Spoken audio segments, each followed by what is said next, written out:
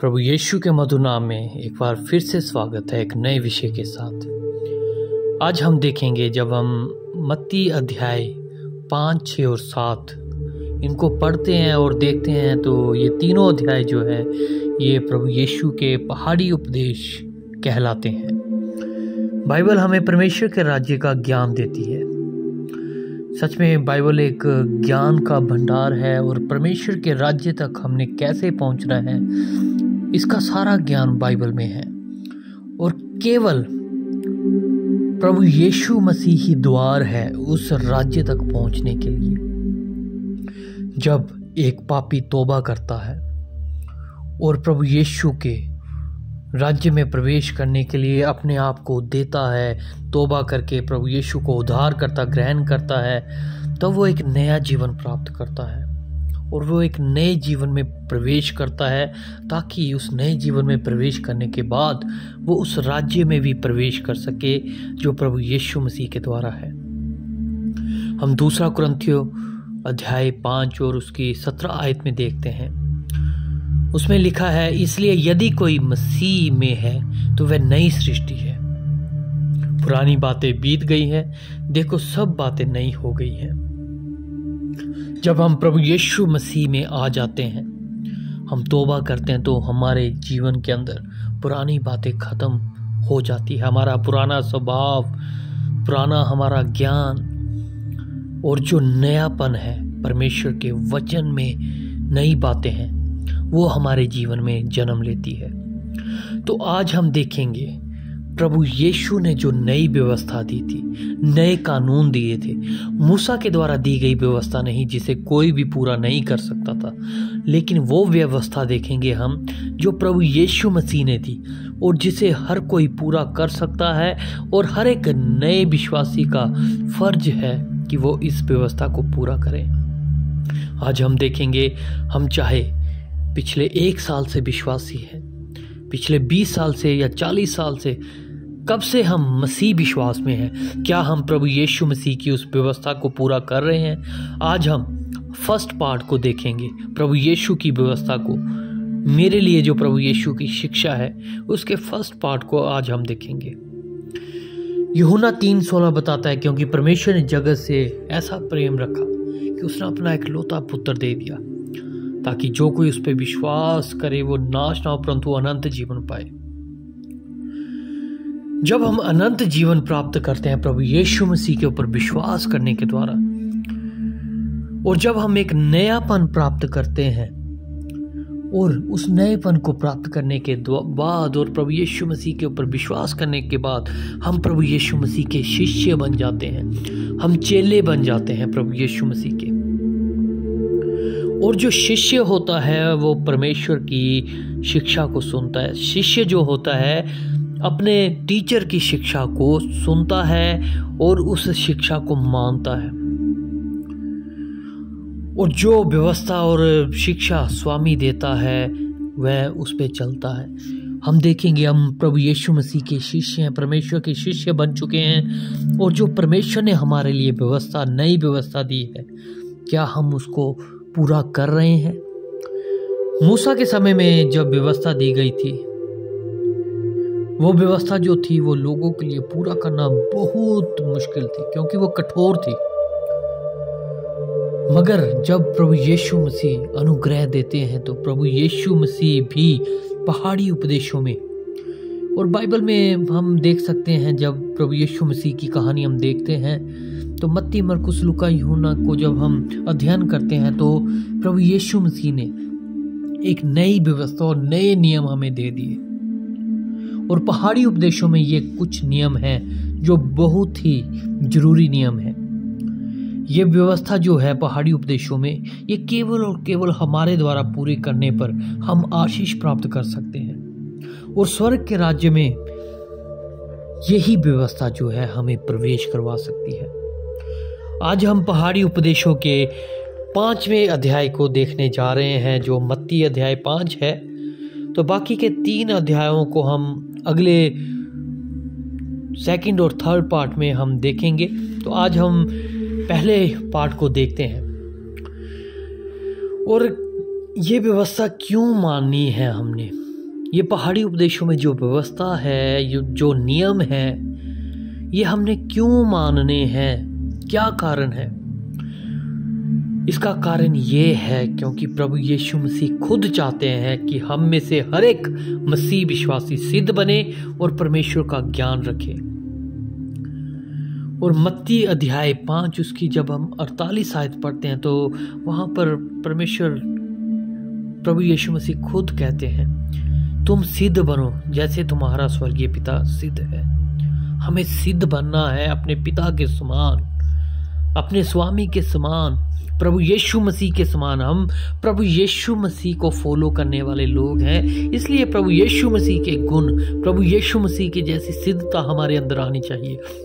और इसीलिए फिलिपियो 2 अध्याय उसकी 5 आयत कहती है, जैसे मसीह यीशु का स्वभाव था वैसे ही तुम्हारा स्वभाव भी हो। यहाँ पर ऐसा नहीं लिखा कि धीरे धीरे वो स्वभाव बनाओ, परंतु ऐसा लिखा है वैसा ही तुम्हारा स्वभाव हो।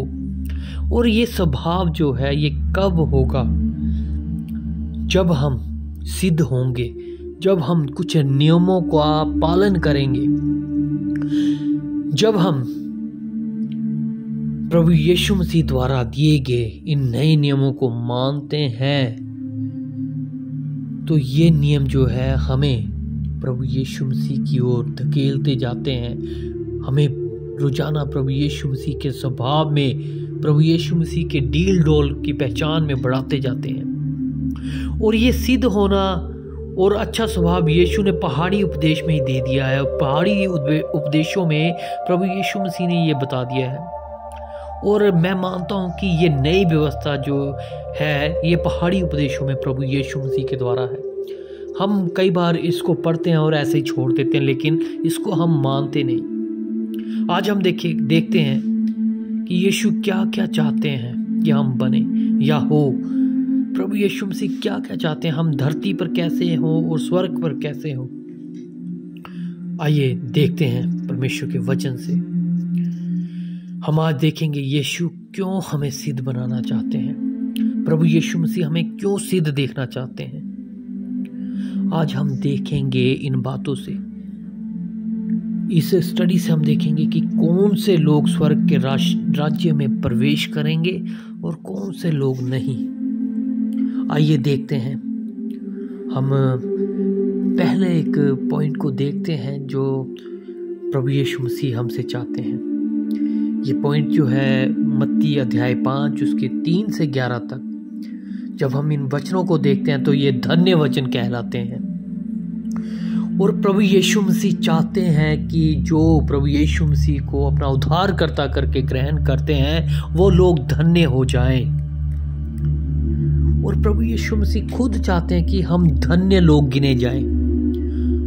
इन नियमों के द्वारा, इन नियमों को मानने के द्वारा हम धन्य हो सकते हैं, जो यहाँ पर 3 से 11 तक हम पढ़ते हैं। जब हम 5 अध्याय उसकी 3 आयत पढ़ते हैं तो वहां लिखा है, धन्य है वह जो मन के दीन है क्योंकि स्वर्ग का राज्य उन्हीं का है। प्रभु यीशु मसीह चाहते हैं कि हम हृदय से दीन बने, हम सिर्फ दिखावे के लिए नहीं। प्रभु यीशु मसीह चाहते हैं कि जो मेरा शिष्य है उसके अंदर दीनता हो ताकि लोग उसे धन्य कहें।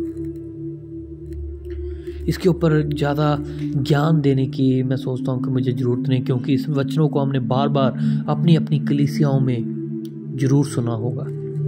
जब हम 5 अध्याय उसकी 4 आयत पढ़ते हैं वहाँ लिखा है, धन्य है वह जो शोक करते हैं क्योंकि वे शांति पाएंगे। संसार में जो लोग नाश हो रहे हैं, परमेश्वर के राज्य की बढ़ोतरी के लिए रो रो के प्रार्थनाएं करना, नाश होने वाले लोगों के लिए शोक करना। और परमेश्वर चाहते हैं कि हम रो रो के प्रार्थनाएं करें। मैं मानता हूं कि परमेश्वर चाहते हैं कि हम रोएं और प्रार्थनाएं करें। प्रभु यीशु चाहते हैं, धन्य होने के लिए बहुत जरूरी है। और जब हम 5 की 5 को पढ़ते हैं वहाँ लिखा है, धन्य है वह जो नम्र है क्योंकि वह पृथ्वी के अधिकारी होंगे। प्रभु यीशु मसीह चाहते हैं मेरे अंदर नम्रता हो, मेरे शिष्य के अंदर नम्रता हो, वो नम्र बने, उसका स्वभाव जो है इस धरती के लोग देखे, नम्र स्वभाव देख के लोग जो है वो आश्चर्यचकित हो जाएं। और जब हम 5 अध्याय उसकी 6 आयत देखते हैं, धन्य है वह जो धर्म के भूखे और प्यासे हैं, क्योंकि वे तृप्त किए जाएंगे। प्रभु यीशु मसीह चाहते हैं कि मैं धार्मिकता पूरी करूं, परमेश्वर के वचनों को पढ़ के, प्रार्थनाएं करके मैं आगे बढ़ता जाऊं, अपने स्वभाव से धार्मिकता पूरी करूं, वचन को पूरा करूं। और उसके बाद आता है 5 अध्याय उसकी 7 आयत में हम देखते हैं, धन्य है वह जो दयाबंद है, क्योंकि उन पर दया की जाएगी। आज प्रभु ये चाहते हैं कि मेरे अंदर भी दया हो, और उस दया के द्वारा मैं दूसरों के ऊपर अनुग्रह करूं, जैसे प्रभु ने हम पर दया की, परमेश्वर ने हम पे दया की। और 5 अध्याय उसकी 8 आयत में देखते हैं, धन्य है वह जिनके मन शुद्ध है, क्योंकि वह परमेश्वर को देखेंगे। परमेश्वर चाहते हैं कि मैं शुद्ध रहूं, मेरा मन में शुद्धता रहे, मेरे विचारों में, मेरे हर एक बात में शुद्धता रहे। और 5 अध्याय उसकी 9 आयत में देखे, धन्य वह जो मेल कराने वाले हैं, क्योंकि वह परमेश्वर के पुत्र कहलाएंगे। प्रभु चाहते हैं जैसे प्रभु यीशु मसीह ने पिता के साथ हमारा मेल मिलाप कराया, वैसे हमारे अंदर मेल मिलाप की आत्मा कार्यरत रहे। हम भी परमेश्वर के साथ मेल मिलाप करवाएं लोगों का हर तरह से।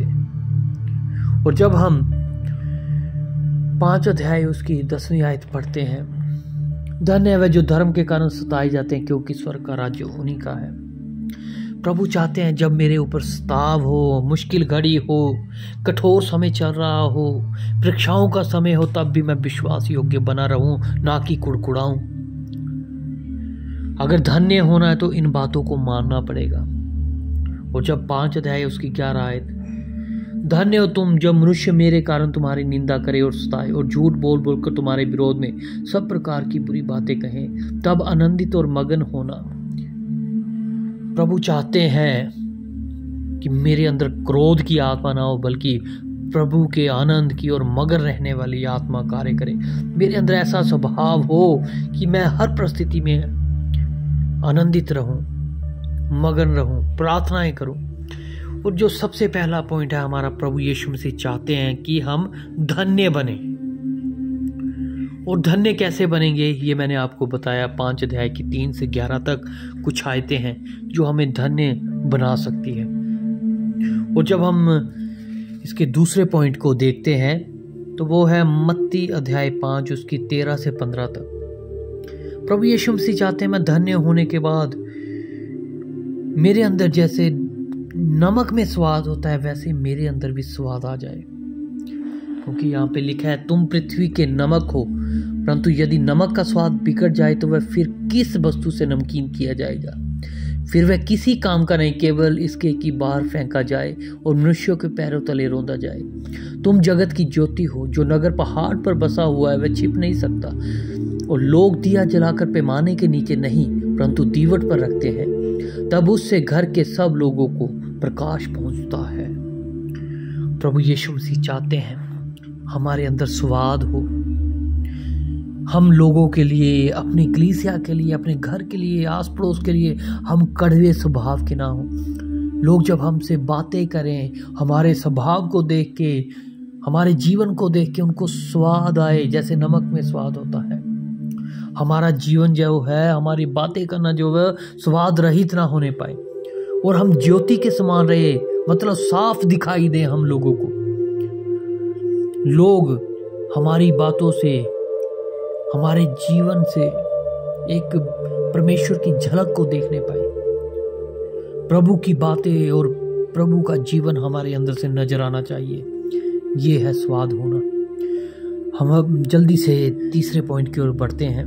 मत्ती अध्याय 5 उसकी 16 में जैसे लिखा है, उसी प्रकार तुम्हारा उजियाला मनुष्यों के सामने चमके, कि वह तुम्हारे भले कामों को देखकर तुम्हारे पिता की जो स्वर्ग में है बड़ाई करें।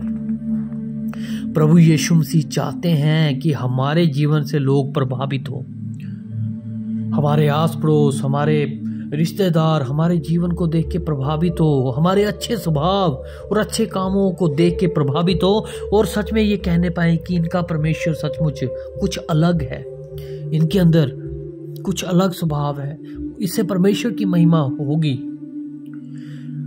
मुझे भले काम करना बहुत जरूरी है, ताकि लोग जो है प्रभु यीशु की बड़ाई कर सकें, लोग सचमुच कहने पाए कि इनके अंदर सचमुच कुछ अलग है। हमें भी अन्य लोगों की तरह, संसार की तरह लोग नापने ना पाए। जल्दी से हम चौथे पॉइंट की ओर बढ़ते हैं। मत्ती अध्याय 5 उसकी 19 आयत को जब हम पढ़ते हैं,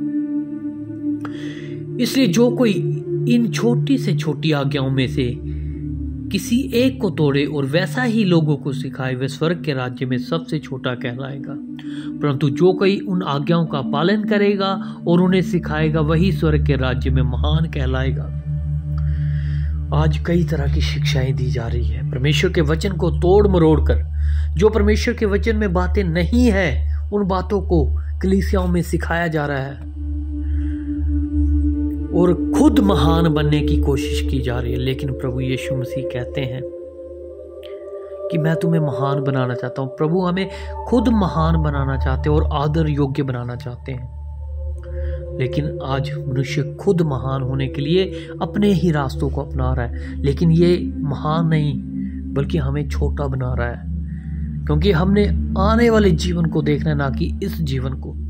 और प्रभु यीशु मसीह हमें महान और आदर के योग्य बनाने चाहते हैं, और प्रभु का आज्ञा पालन करने के द्वारा ही हम महान हो सकते हैं और आदर प्राप्त कर सकते हैं। आज दौड़ लगी है महान होने के लिए, पर कोई आज्ञा पालन नहीं कर रहा। लोगों को ये नई व्यवस्था नहीं सिखाई जा रही, परंतु अपना ही अलग अलग तरह का ज्ञान सिखाया जा रहा है। मैं सोचता हूँ जब हमारी कलीसिया में नए विश्वासी आते हैं तो उनको ये 5, 6 और 7 अध्याय में जो व्यवस्था दी गई है, इसको हमने जरूर सिखाना है। और ये परमेश्वर की व्यवस्था है, प्रभु यीशु मसीह की नई व्यवस्था है, जिसको हमने खुद भी सीखना और दूसरों को भी सिखाना है। चाहे हम 20 साल पुराने हैं, 40 साल पुराने हैं, पास्टर है, एवेंजलिस्ट है, कोई भी है, हमें ये व्यवस्था, इन आज्ञाओं को खुद सीखना है, ना कि इनको तोड़ना है। तभी हम महान बन सकते हैं। अब हम जल्दी से आगे बढ़ते हैं और 5वें पॉइंट को देखते हैं। मत्ती अध्याय 5 उसकी 20 आयत में जैसे लिखा है, क्योंकि मैं तुमसे कहता हूँ कि यदि तुम्हारी धार्मिकता शास्त्री और फरीसियों की धार्मिकता से बढ़कर ना हो, तो तुम स्वर्ग के राज्य में कभी प्रवेश करने ना पाओगे। प्रभु यीशु मसीह खुद चाहते हैं कि हम धार्मिकता को पूरा करें और स्वर्ग के राज्य में प्रवेश करें। और फरीसी और शास्त्री जो थे, ये काफ़ी धार्मिक थे। बेशक इनके जीवन में कई तरह की गलतियां थी, लेकिन मूसा की व्यवस्था के अनुसार ये पूरी अपनी धार्मिकता को, चाहे झूठ में चाहे जैसे भी, वो पूरा करते थे। लेकिन परमेश्वर कहते हैं कि उनसे भी बढ़कर हमारी धार्मिकता होनी चाहिए। वचन पढ़ना, प्रार्थना करना और आज्ञा पालन करना, ऐसी कई बातें हैं जो धार्मिकता में आती है।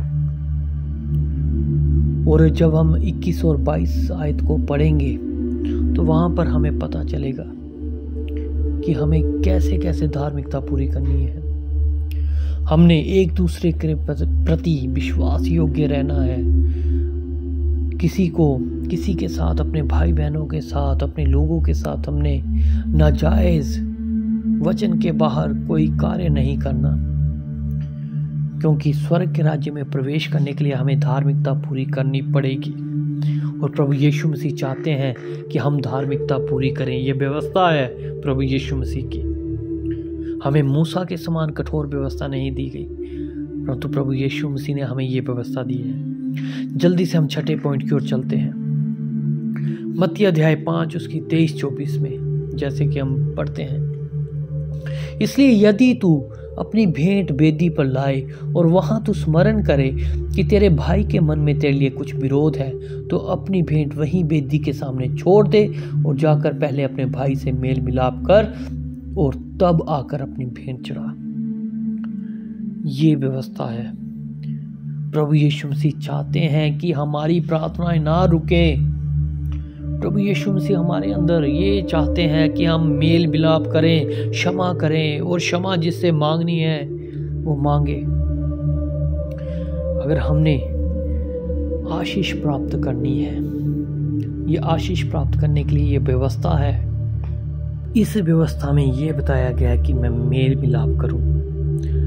अगर किसी ने मेरा कुछ बिगाड़ा है, कुछ किया है, तो मैं उसे क्षमा करूं। एक दूसरे से हम क्षमा मांगे। अगर किसी के मन में मेरे बारे में कोई बात है तो मैं क्षमा मांगूं। मेल मिलाप की सेवा प्रभु यीशु मसीह चाहते हैं।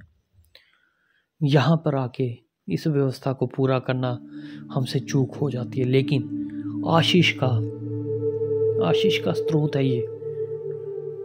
और जल्दी से हम 7वें पॉइंट की ओर बढ़ते हैं। मत्ती अध्याय 5 उसकी 27 से 29 तक ये 5वां पॉइंट है। तो इस पॉइंट में क्या लिखा है हम जल्दी से देखते हैं। तुम सुन चुके हो कि कहा गया था व्यभिचार न करना, परंतु मैं तुमसे कहता हूं कि जो कोई किसी स्त्री पर कुदृष्टि डाले वह अपने मन में उससे व्यभिचार कर चुका। यदि तेरी दाहिनी आंख तुझे ठोकर खिलाए तो उसे निकाल कर फेंक दे, क्योंकि तेरे लिए यही भला है कि तेरे अंगों में से एक नष्ट हो जाए और तेरा सारा शरीर नरक में ना डाला जाए। प्रभु यीशु मसीह चाहते हैं कि मेरा पूरा शरीर, प्राण, आत्मा शुद्ध रहे ताकि मैं नरक में ना जा सकूं। इसके लिए मेरे विचार, मेरा देखना, सुनना, चलना फिरना सब कुछ शुद्ध होना चाहिए। इन बातों को ज़्यादा सिखाने की ज़रूरत नहीं है, यहाँ पर साफ रीति से बताया गया है। ये प्रभु की व्यवस्था जो है, ये उलझन में डालने वाली व्यवस्था नहीं है। ये जो प्रभु यीशु मसीह ने दी है बिल्कुल क्लियर है। और इस 7वें पॉइंट में हम यही देखते हैं, प्रभु यीशु मसीह चाहते हैं कि हम शरीर, प्राण, आत्मा से शुद्ध रहें ताकि हम स्वर्ग के राज्य में प्रवेश करें, ना कि नरक के राज्य में। जल्दी से हम 8वें पॉइंट की ओर बढ़ते हैं, जो मत्ती अध्याय 5 उसकी 34 आयत से लेके 37 आयत तक है। यहाँ पर लिखा है, परंतु मैं तुमसे कहता हूँ कि कभी शपथ ना खाना, ना तो स्वर्ग की क्योंकि वह परमेश्वर का सिंहासन है, ना धरती की क्योंकि वह उसके पाँव की चौकी है, ना यरूशलेम की क्योंकि वह महाराजा का नगर है। अपने सिर की भी शपथ ना खाना, क्योंकि तू एक बाल को भी ना उजला ना काला कर सकता है, परंतु तुम्हारी बात हाँ कि हाँ या नहीं कि नहीं हो, क्योंकि जो कुछ इससे अधिक होता है वह बुराई से होता है। प्रभु यीशु मसीह चाहते हैं हम साफ रहें जुबान के, हमारी बात हाँ की और हाँ और ना की ना होने पाए। अगर हम कस्में खाने लग पड़े, कई मसीह लोग कस्में खाते हैं, फलाने की कसम, बच्चे की कसम, ये कसम वो कसम। प्रभु का वचन कहता है कि इससे अधिक जो होता है, हाँ और ना से अधिक, वो सीधे पाप होता है। ये प्रभु की व्यवस्था है। इस व्यवस्था में प्रभु ने हमें कस्में खाने से मना किया है।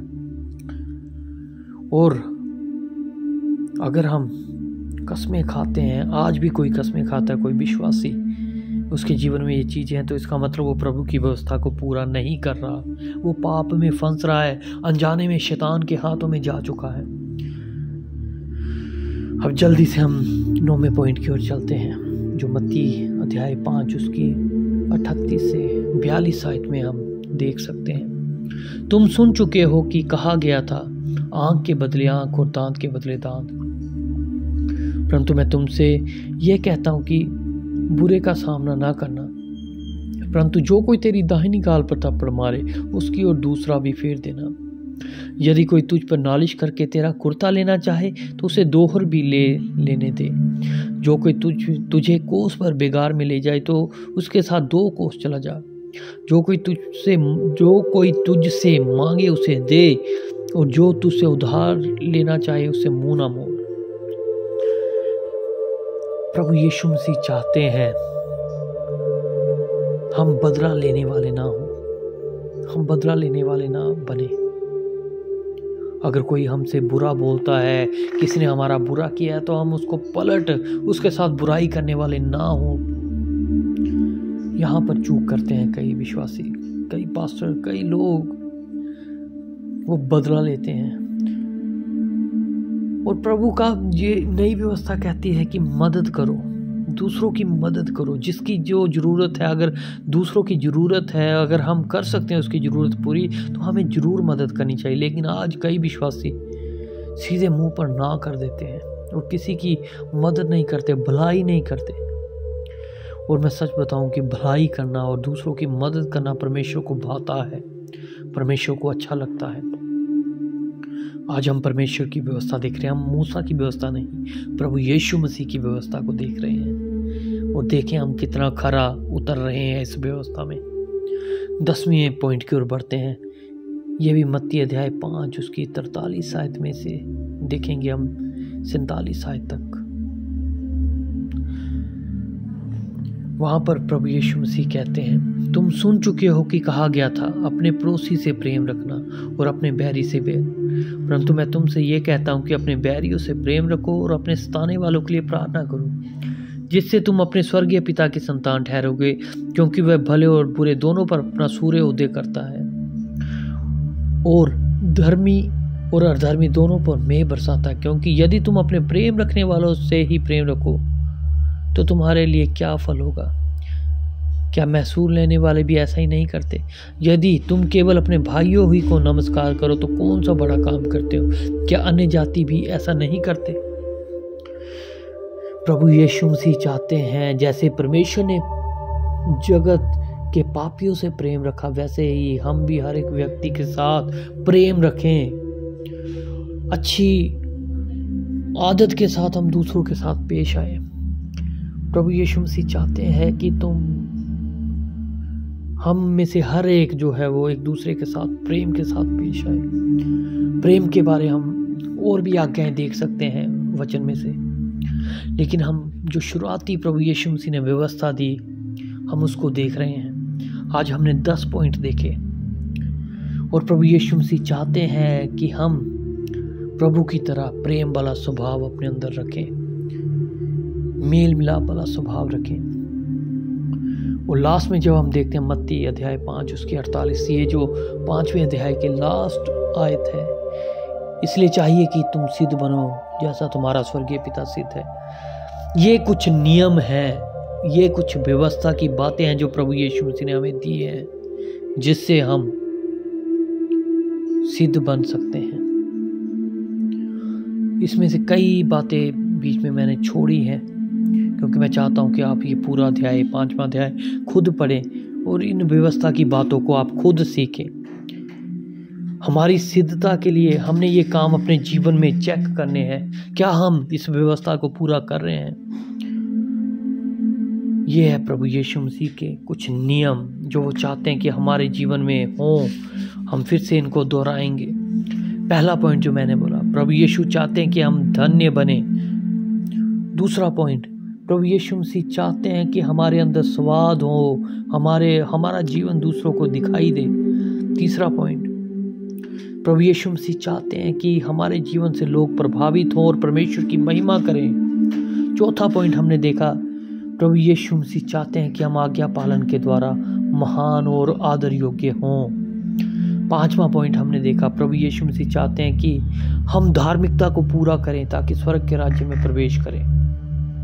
छठा पॉइंट जो था वो हमने देखा कि प्रभु यीशु मसीह चाहते हैं कि हमारे अंदर ना क्षमा करने वाली, ना मेल मिलाप करने वाली आत्मा ना होने पाए, जिससे हमारी प्रार्थनाएं ना रुकें। सातवां पॉइंट हमने देखा, प्रभु यीशु मसीह चाहते हैं कि हमारा पूरा शरीर प्राण आत्मा जो है वो पवित्र बने। आठवां पॉइंट हमने देखा, प्रभु यीशु मसीह चाहते हैं हमारी बात हाँ की हाँ और ना की ना हो, हमारा जुबान जो है साफ रहे। नौवां पॉइंट हमने देखा, प्रभु यीशु मसीह चाहते हैं हम बदला लेने वाले ना बने बल्कि दूसरों की मदद करने वाले बने। 10वां पॉइंट हमने देखा, प्रभु यीशु मसीह चाहते हैं जैसे परमेश्वर ने पापियों से प्रेम रखा वैसे ही हम भी हर किसी के साथ प्रेम रखें। आज हम चेक करें, इन पॉइंटों को देख के हम चेक करें क्या हमारे जीवन में प्रभु यीशु मसीह के नियमों को हम पूरा कर रहे हैं या नहीं। आज हमने सिर्फ 5वां अध्याय देखा है, अगले 2 अध्यायों को हम फिर दोबारा से देखेंगे। इन अध्यायों को हम 3 पार्ट्स में देखेंगे। आज हमने फर्स्ट पार्ट, जिस व्यवस्था का पहला पार्ट जो है उसको हमने पूरा किया है, अध्याय 5। ये नई व्यवस्था है जो हर एक मसीही विश्वासी को जरूर माननी है। अगर नहीं मानते तो दंड आएगा। जैसे जैसे हम अगले अध्यायों पर पहुंचेंगे, 6 और 7वें अध्याय पे, हमें पता चल जाएगा हमें क्यों ये व्यवस्था पूरी करनी है। आज ये व्यवस्था मुझे, आपको, हमें से हर एक को पूरी करने की ज़रूरत है। अगर हम नहीं करते तो परमेश्वर के दंड के हम योग्य बन जाएंगे। तो अगले इन पार्ट्स को भी जरूर देखें, जो आने वाले पार्ट्स हैं, पार्ट 2 और पार्ट 3। तब हम समझ पाएंगे कि परमेश्वर की नई व्यवस्था क्या है। मूसा द्वारा दी गई व्यवस्था नहीं, परंतु प्रभु यीशु मसीह द्वारा दी गई नई व्यवस्था। अपने आप को जांचें और इन अध्यायों को दोबारा से अच्छी तरह से पढ़ें। जरूरी नहीं है कि हम कितने साल पुराने विश्वासी हैं, हम कितने बड़े विश्वासी हैं, हमारा ओहदा क्या है, परमेश्वर की नज़र में हमारा ओहदा क्या है, प्रभु हमें किस नज़र से देखते हैं, ये जरूरी है, ना कि संसार हमें किस नज़र से देखता है। ये मेरे और आपके लिए, हम सब के लिए ये परमेश्वर का वचन है। इन वचनों को सुने, समझे, ग्रहण करें और इनमें बढ़ते चले जाएं। परमेश्वर इन वचनों के द्वारा मुझे, आपको और सुनने वाले हर एक विश्वासी को आशीष दे। परमेश्वर हम सबको आशीष दे। आमीन।